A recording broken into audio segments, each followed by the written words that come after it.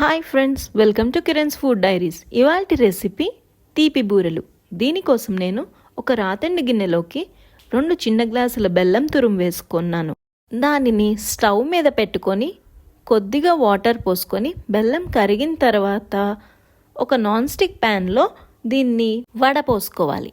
ఇప్పుడు ఆ non stick ప్యాన్ని stove మీద పెట్టి స్టవ్ ఆన్ చేసి ఒక ఇలాచీ దంచింది, ఒక స్పూన్ నెయ్యి వేసుకొని మరగాలి.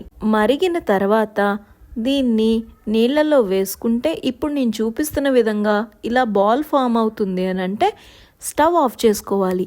స్టవ్ ఆఫ్ చేసుకొని దీంట్లో తడిపిండి వేసుకొని మనకి కలపటానికి ఈజీగా ఉండేలాగా కన్సిస్టెన్సీ ఉండాలి. ఇప్పుడు స్టవ్ మీద కడాయి పెట్టి డీప్ ఫ్రైకి సరిపడా ఆయిల్ వేసుకొని అది హీట్ ఎక్కేలోపు ఒక పార్చ్మెంట్ పేపర్ తీసుకొని దానికి నెయ్యి రాసుకొని మనం రెడీ చేసి పెట్టుకున్న పిండిని బాల్స్ లాగా చేసుకొని ఇప్పుడు చూపిస్తున్న విధంగా ఒత్తుకోవాలి.